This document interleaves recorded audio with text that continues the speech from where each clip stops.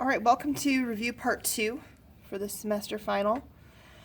All right, number 1, which equation has solution points to the graph shown below? So the graph below, it looks like it is an absolute value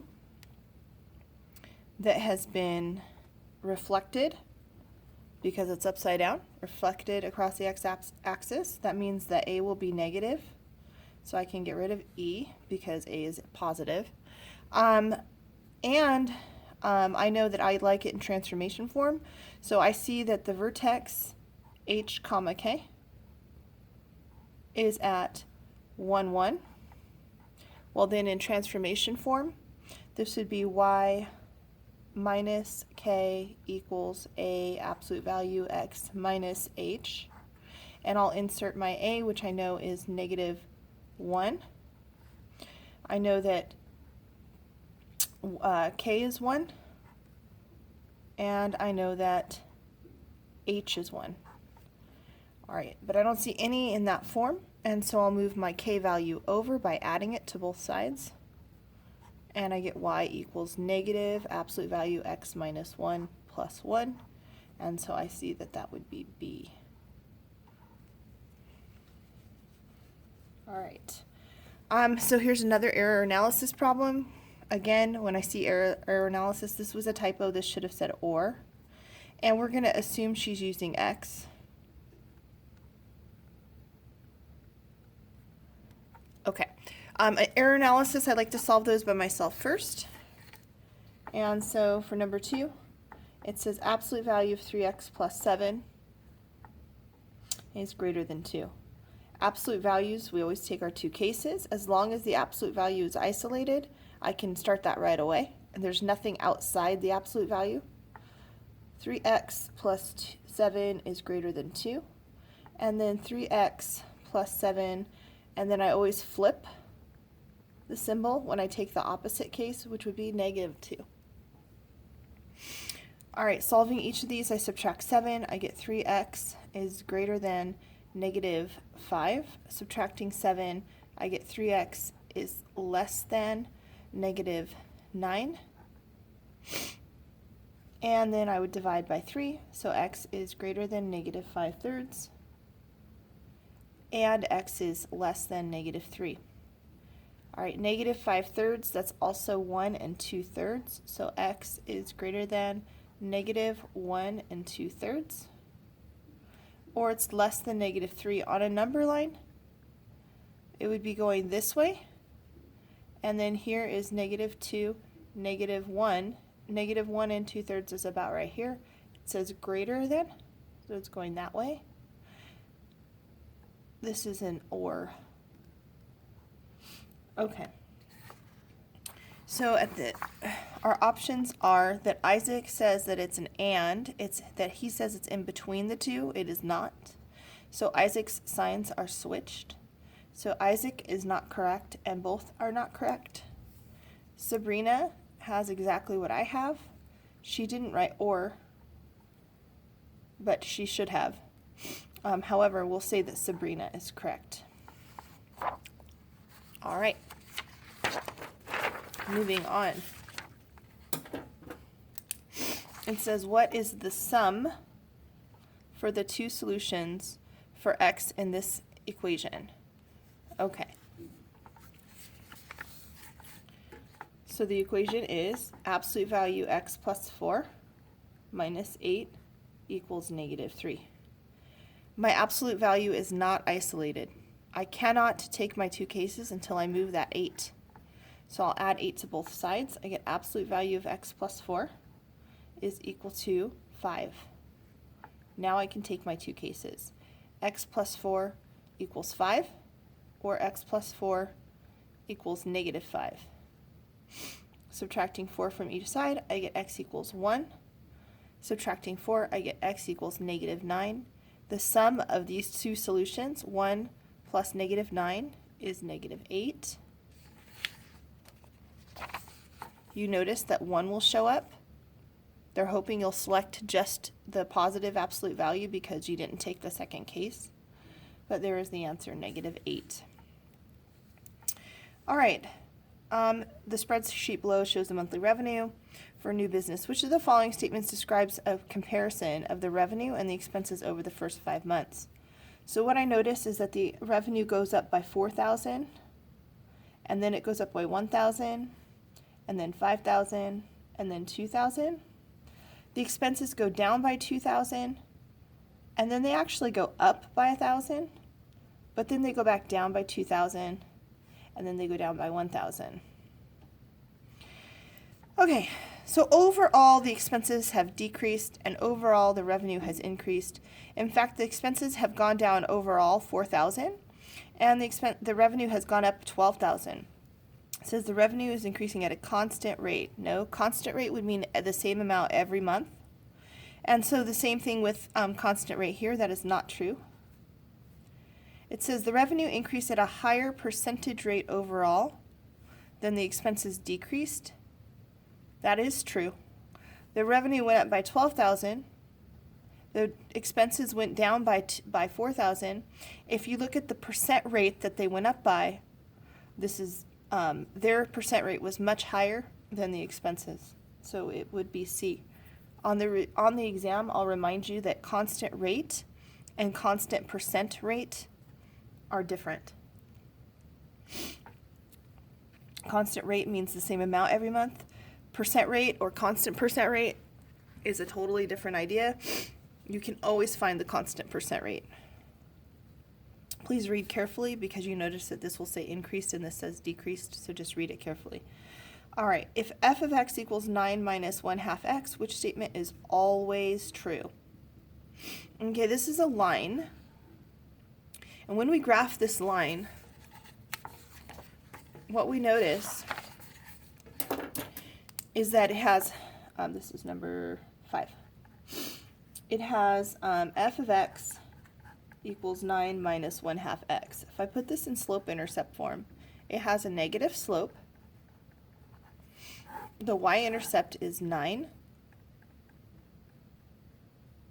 right there. The slope is down 1 over 2, down 1 over 2. What will happen is this line will eventually come down below the x-axis. Okay. So it says the options are that y, right, f of x, y is greater than 0, always. So y is always positive? No.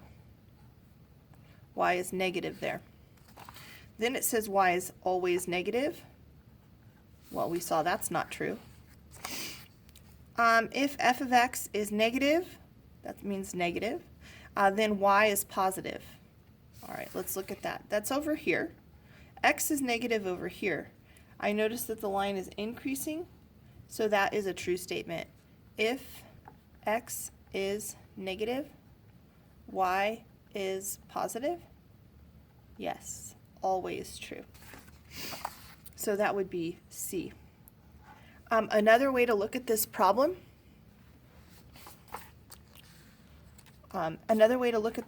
would be, I notice that I have 9 minus 1/2 x.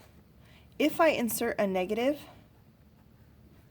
anything, this will become positive because a negative times a negative will be positive, and so I'll have 9 plus some number, so y will always be some positive number if x is a negative number.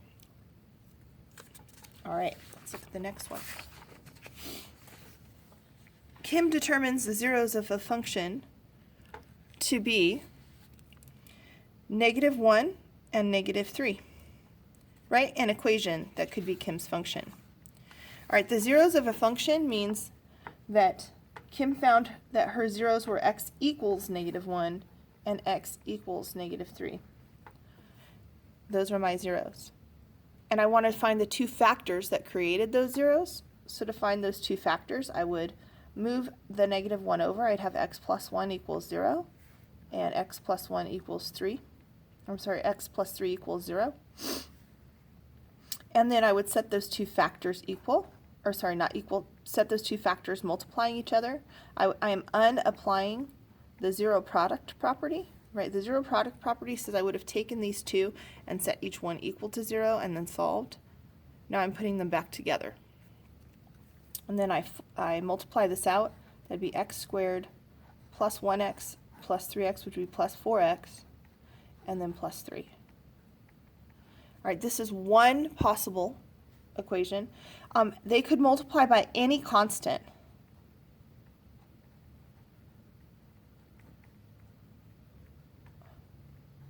Meaning, for example, they could multiply by -2 to the entire equation.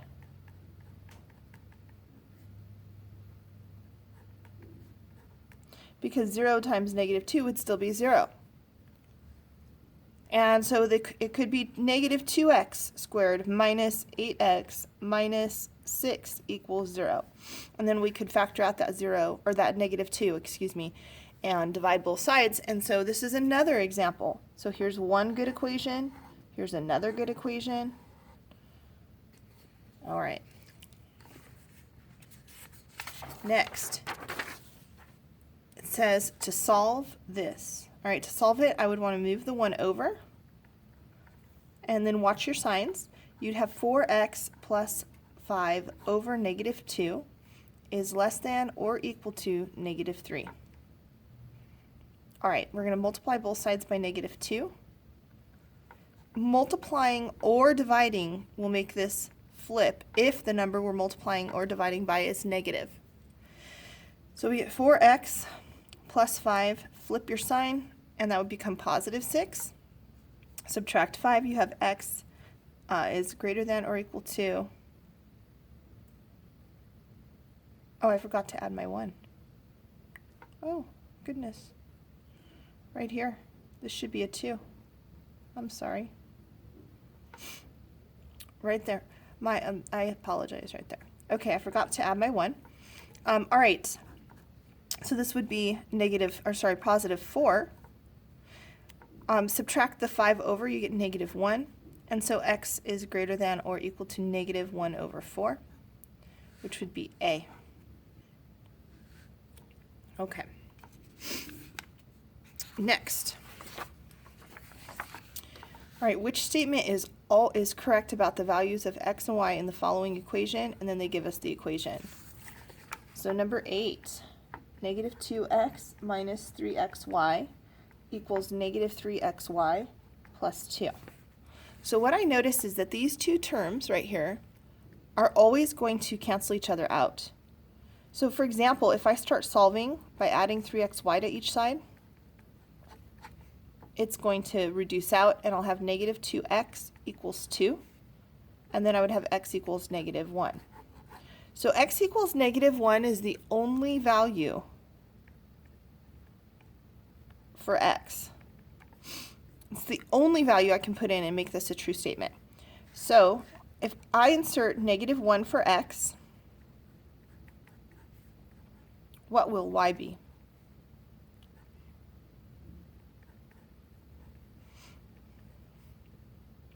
All right, so this will be 2.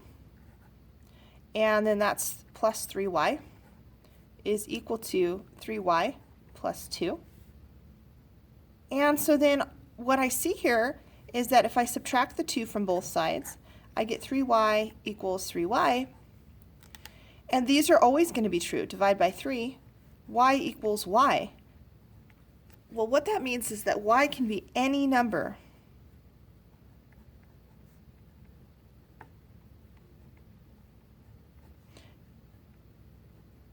And this will be and this equation will work.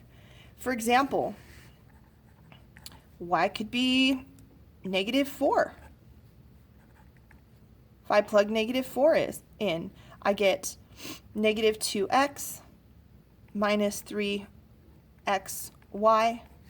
equals -3x times y plus 2, and this will be 12. This will be 12. Any number works for y. All right, so it says the equation is true for all ordered pairs x and y, meaning x can be anything, y can be anything. No, x has to be -1, but y can be anything. There are no values for the equation that will make it true. That's not true. I found this value and say this value. All right. For each value of x, there's one and only one value of y that makes the equation true. No, it's the opposite. There's only one x that works. There's any y that works. And so that would be D. For each value of y, there's only one x. Yes. Okay. All right, the function f, it's a function. That's an important idea. Has a domain of -2, -4, -6, -8. So the domain are your x values and a range of 1, 2, 3. That would be my y values. So which set of ordered pairs could represent f? All right, so I check -2, -4, -6, -8, yes. And then 1, 1, 2, and 3. This one would work. And it would be a function because my x values don't repeat. The next one, -2, -2, -4, -8, -6. Well, the values are correct, but because these repeat, that is not a function. So it cannot be B. And then in C, they've switched the x and y values, so that can't work. So it is A. Factor completely whenever you see a fourth and a squared with only 3 terms, meaning so you have a x to the fourth plus an x squared and then some constant. Anytime you see this, you're going to factor it like a quadratic. All right, so number 10, it says x to the fourth plus 15x squared minus 16, and we're looking for something that multiplies to -16 but adds to +15, which would be 16 and -1.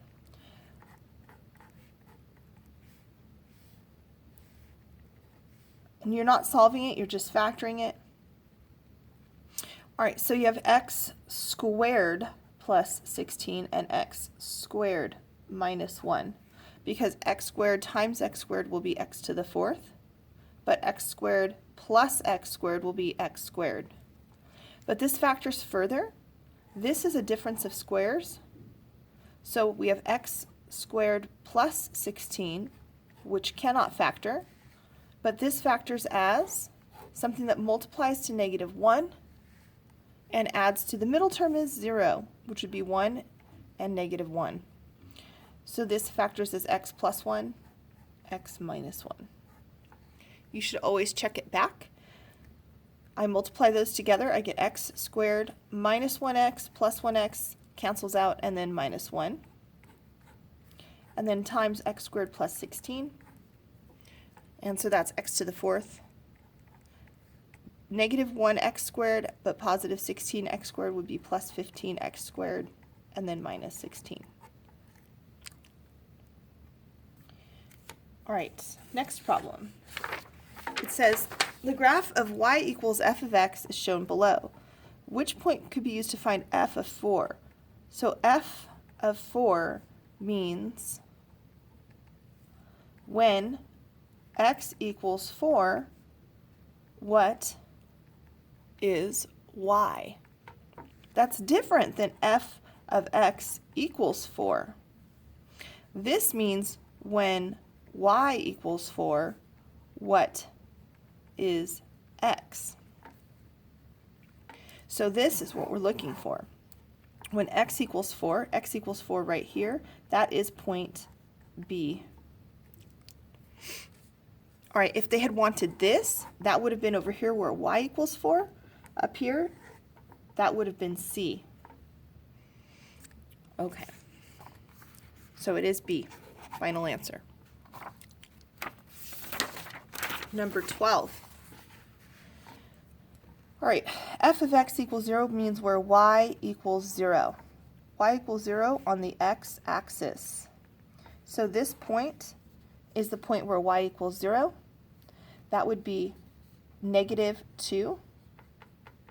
Right here, -2. This happens to be -2 as well. Don't confuse them. Y equals 0 happens along the x-axis right there. All right, there was a typo right here. This should have been f of x equals x squared minus 2x minus 6 has a vertex at 1, negative 7. So what that means is that in transformation form, we would have y minus k equals a x minus h, where h and k for this problem are 1 and negative 7. You notice that a will pop up right there. A is just 1. So in transformation form, this would be y plus 7 equals, whoops, sorry, I forgot my squared, x minus 1 squared. Okay, so it says, now we're going to take this function, f of x, and we're going to shift it 1 unit. So this shift is going to be a shift, if it says f of x plus 1, this will move left 1 unit. If it said f of x minus 1, this would move right 1 unit. If it said f of x plus 1, this would move up 1 unit. I'll write it up. And if it said f of x minus 1, this would move down 1 unit. Okay, so it's going to move left 1 unit. Right now the vertex is right here at 1, negative 7. It will move left 1 unit and end up right there. There's my new vertex, which is at the point 0, comma, negative 7. There it is, B. If you were to plug this into the equation and then put it in transformation form, you'll get the same answer. So if you get stuck on the test and you forget, that's what you should do. You're going to plug in f of x plus 1 into x squared minus 2x minus 6 and get this guy in transformation form. So we'll call this g of x, that's what they denoted it as. That would be x squared, FOIL this out, plus 2x plus 1, and then distribute through. That would be minus 2x, minus 2, and then minus 6. Combining like terms, the 2x terms cancel. You'd have g of x equals x squared minus 1 plus minus 2 plus negative 6 would be negative 7. And then getting this in transformation form, you would move this over. You'd have g of x, or y, plus 7 equals x squared. You notice this is your h, or k, and this is your h. So hk would be 0, negative 7. Okay, almost done. 2 more left. It says describe the end behavior, left then right, of the product of the following polynomials. So we start multiplying. We get negative 3x to the third plus ... Multiplying this out, this is my largest degree, so that will tell me my end behavior. I look at 2 things. First, I look at the exponent. If the exponent is odd, it will behave like a line, meaning either falling on the left and rising on the right, or vice versa. If my exponent is even, it will behave like a quadratic. So here a would be positive, here a would be negative. Here this is like a line with a negative slope, so here a would be negative, and here a would be positive.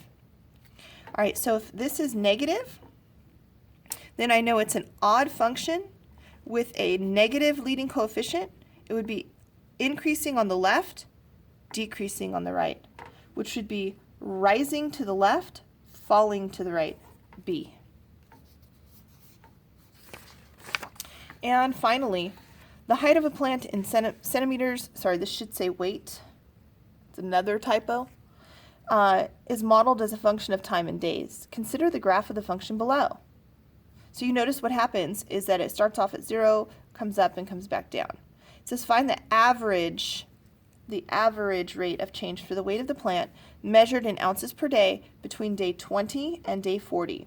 So day 20, this plant is at 400 ounces, and day 40, it's at 0 ounces. So the average rate of change would be the change in Y. It goes down 400 ounces in the change in X, 20 days. So on average, it goes down by 20 ounces per day. Whoops, day. Which would be negative 20 ounces per day. A. All right, guys, that's it.